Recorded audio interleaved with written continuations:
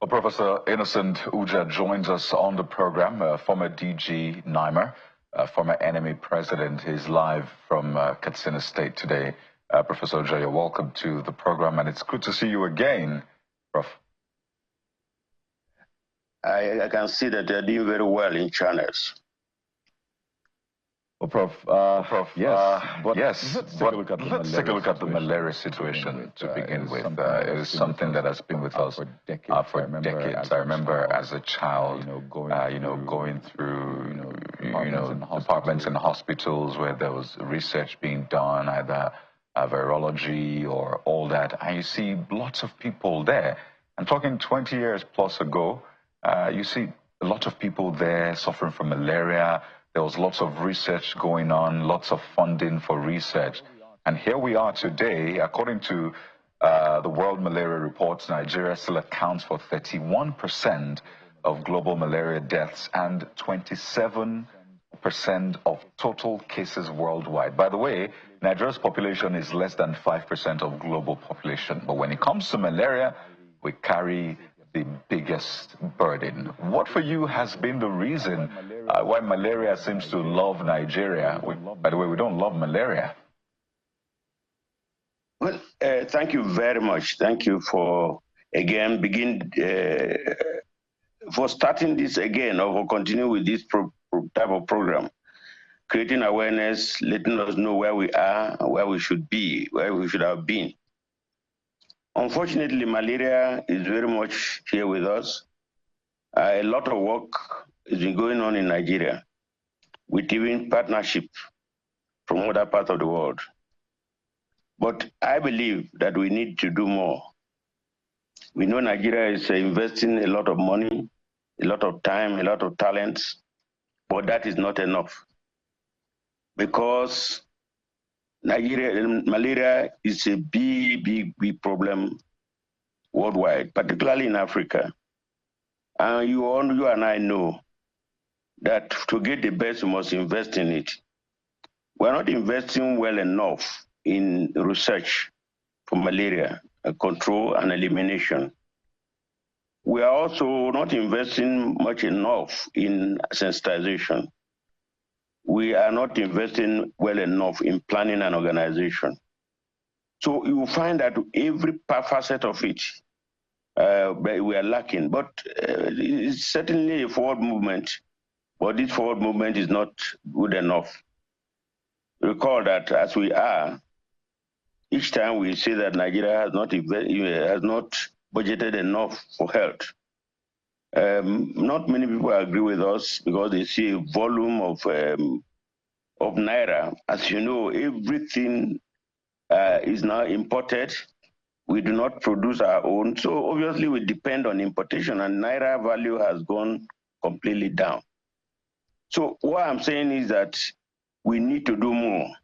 We need to ensure that more budget, more utilization and accountability will be expressed so that we know exactly how far we can go and plan very well for our people. We are a large number of people, it's true. You look at it, you see when we talk about malaria eradication, elimination, we look at health alone. No, there's Ministry of Environment. What is the contribution of Ministry of Environment to the elimination or eradication or sensitization of such infectious diseases like malaria? We need to put our hearts together and ensure that we do this. For instance, if you go to the environment is very poor. Our environment is very, very poor. In fact, you all know that even the open defecation and rest, if you go to many places, in the cities, the various cities, not just FCT or Lagos alone, you will see how horribly dirty our environment is. And we need to do more than this. I must say that we need to do more than this. We need to invest more in health.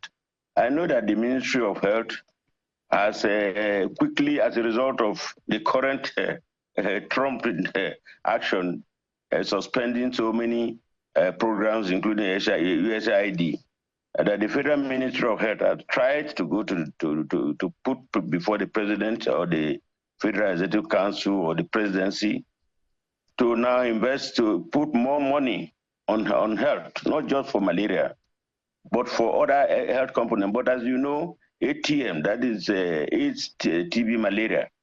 These are three big issues that we will need to face and see how far we can go. But at the moment, my brother, we need to do more. We need to do more. We cannot sleep with our eyes closed, because malaria, if we talk about malaria and you know, childhood diseases, talk about malaria and pregnancy, you know, pregnancy losses, low birth weight, preterm deliveries. I mean, that is for the young, the vulnerable group. We talk about malaria and HIV. Every other thing is connected, and we need to do more. So in my opinion, what we need to do is to come to the round table again, strategize, plan, and see how better we can do many of our programs. One of the things that I note, and it has come to play, is that since Trump decided that he will not support USAID anymore, many of some needless or unwarranted conferences and workshops have come down. What it means is that we can do without some needless conferences and workshops. It's good to have conferences, need to have meetings, but they must be such that we must get what we need from such conferences, not just going because the money is there. Because right now, you know, the money is no longer there. It means that it is possible to re-strategize. It is possible to face our cases squarely. It is possible to train and retrain some of our people. We know that a lot of genomic studies are going on, areas of elimination, areas of investment in research. As the DG of NIMR, I know that we cried you know, openly out that we need support for research. At the moment, it's now more than ever before that we need to properly reposition the Nigerian Institute of Medical Research. They can do this job. We talk about National Institute of Health of America. They invest so much in research, and research brings about development. There's no two way about that. So my plea to the authorities is that they should refocus so that Nigeria can gain. We have very intelligent people in Nigeria. We have people who are prepared to work, but there is a enabling environment there. We need the enabling environment to work. Once we are given that opportunity, I can assure you that Nigeria will go places. After all, Nigeria is all over the world, doing great things for other countries. So all right, why can Prof. we not do that for our own? Yes, please. Yeah, Prof, I'm happy that you're using words like reposition, because that's what we need. It's quite sad to see that fundamentals like health, we are still dependent such that when these sources are cut off, we start running around and trying to cover up the gap that has been created. And you've also mentioned some of the things that I think I heard from the former Minister of Women Affairs, who had also alleged that when these fundings come, at least in our own area, what happens is the real money, the money for the real work is not, it doesn't trickle down to the common man, maybe, who is supposed to be a beneficiary of all of that. So you have awareness campaign programs and all of these things taking a chunk of the money. But maybe you help us understand what the consequence of this $73 million aid halting by the U.S. To the Nigerian government means in practical terms. Are we talking about drugs? Are we talking about mosquito nets? What exactly are we talking about? And how many states will be affected? At least in the short term, what's the level of impact so that Nigerians will begin to understand what to brace up for? Well, first of all, we must thank the government of America. America is a sovereign nation. Nigeria is a sovereign nation. Therefore, in the United Nations, we occupy similar positions. I'm not saying equal positions. Therefore, we plan for ourselves. They plan for their own family. I mean, their own people. When we plan to intervene, we should be very strategic in our planning. Let meetings and conferences not take a big chunk of our meeting. We know we need meetings. There's no two about that. We know we need to interface, among ourselves. But like I said, some of the meetings and conferences are needless. And now that we even have Zoom, like I'm talking to you now, I didn't have to be physically in Abuja or Lagos to talk to you. So this technology has improved a lot, and that can save a lot of money for us to have money that will be used for very, very vital issues. For instance, if we want to do some tests, for instance, that we have been told, and it is true that we need to test before we treat. But when you go to the hospitals and facilities and the test kits are not there, what do you do? Now, we need, I mean, I don't know whether you know that the cost of drugs had jumped to high heaven. How many of our community people can afford malaria, anti-malaria drugs? So what I'm saying is that when we are planning, let's be strategic in planning. Let's also be sure that what we are doing will trickle down to the community, because in the end, they will need that. So effective planning is very important. We will do our own. We would, of course, there must be some amount of money that is allocated for research, amount of money that will be allocated for sensitization, amount of money that will be allocated, to other areas, that we will need to complement our efforts. But I think America has done well enough. We ought to have by now, before now, prepared to ensure that we also plan ahead. Now look at this sudden type of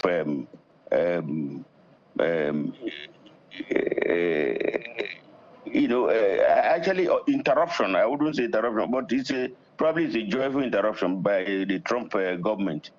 For us to plan, we should sit down and plan.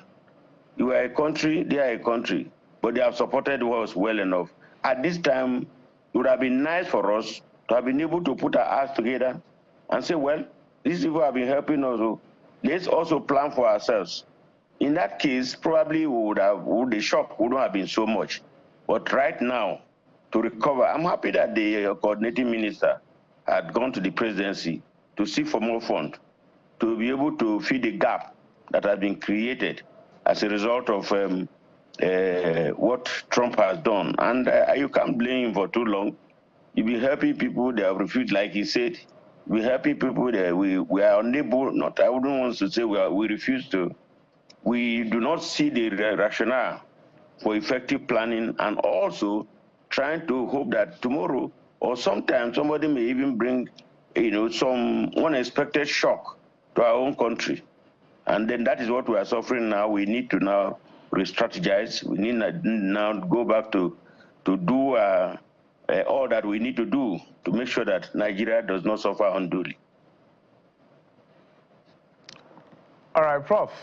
Maybe let's go back to the issue of research in that sense. And you've talked about funding. I know that the federal government, we know security, health, education, I think one other sector, health, as well, is part of the major part of the biggest part of the 2025 budget as it is. But we cannot talk about health without talking about the contribution of the subnational. I would like you to speak to the direction the subnational should take, because when we talk about this wholesome money, they trickle down to the subnational, not just the federal government alone. But sometimes we don't see the level of investment that is required. So, for instance, primary health care centers, these are simple things that even local government should invest in. But when we talk about local government, we don't even talk about healthcare centers. We always look at federal government, at most the state government. So if you were to speak to the subnationals in that sense, what is the direction they should take going forward? Elections are coming in 2 years' time. The conversation is about one election, one coalition. But the real governance issues, they are taking the back seat. So I would like you to speak to subnationals. Maybe if you can be specific as to who is doing well and what can be improved upon in certain areas as well.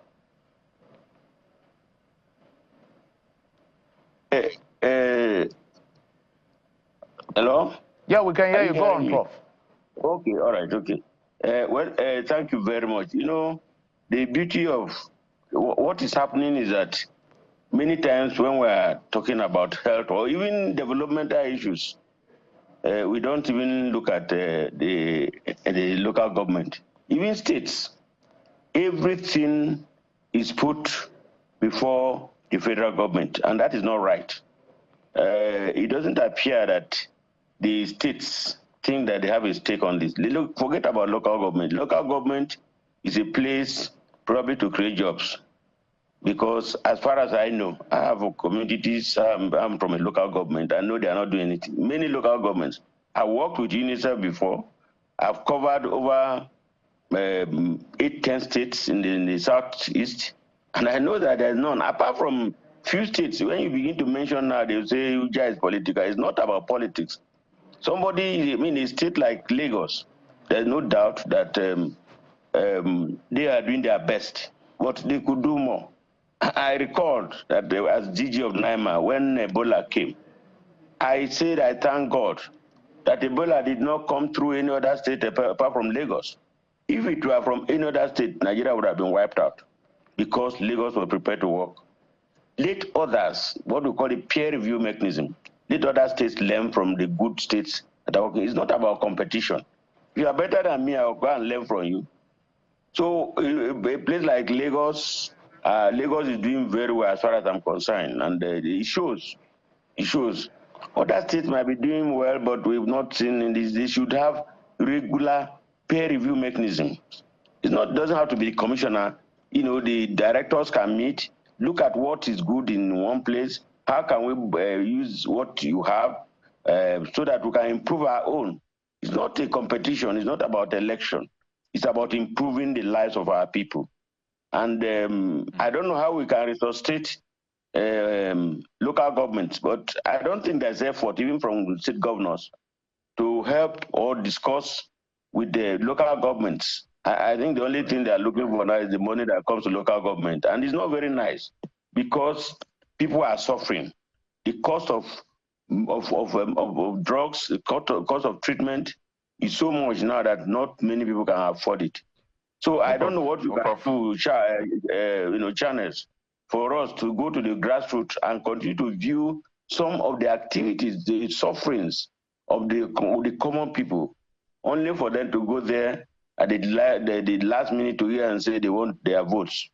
If I had the opportunity, I will make sure that the local government do not vote for anybody because they are not helping anybody.